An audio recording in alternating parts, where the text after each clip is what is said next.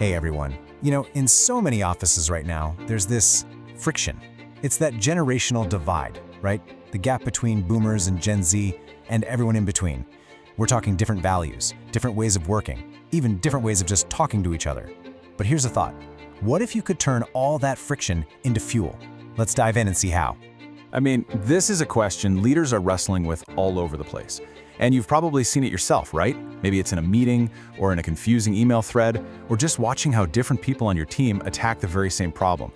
These aren't just little bumps in the road. No, they're more like fractures. And if you ignore them, they can turn into some seriously deep cracks. So what do we do about it? Look, the answer isn't throwing another pizza party or doing some trust fall exercise. It's way deeper than that. We're talking about a fundamental shift in how we think about leadership. It actually calls for a totally new kind of leader. And we're going to call this person the generational leader. Okay, so what does that even mean, a generational leader? Well, it's not about just memorizing stereotypes. Like, oh, millennials want flexibility, or Gen Xers are super independent. That's surface level stuff. It's about moving beyond just being aware of these differences. A real generational leader takes that knowledge and turns it into an actual strategy.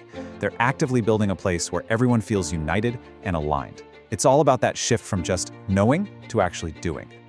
All right, so what are these leaders really dealing with on the ground? Let's get into the nitty-gritty, the day-to-day frictions that this whole new leadership style is built to take apart. So the challenges usually boil down to three main things. First up, miscommunication. And you know what I'm talking about. That one-word text that feels way too casual, or the super formal email that just feels weird.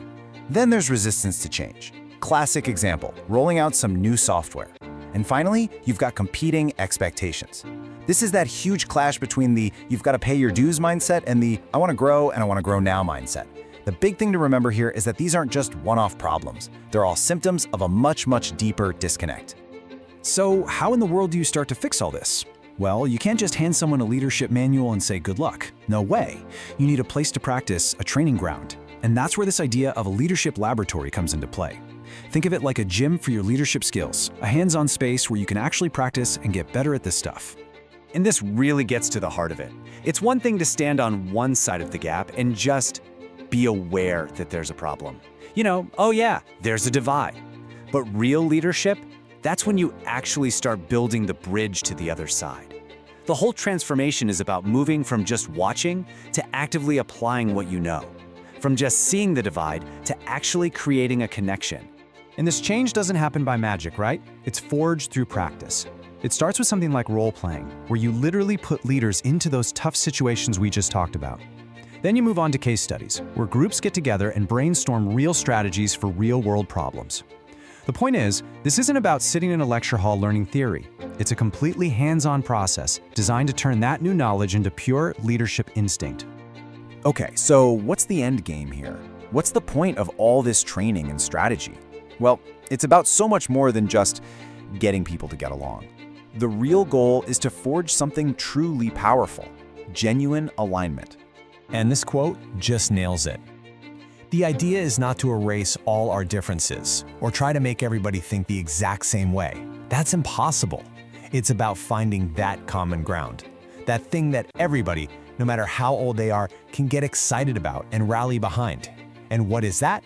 It's the company's shared values and its vision for the future.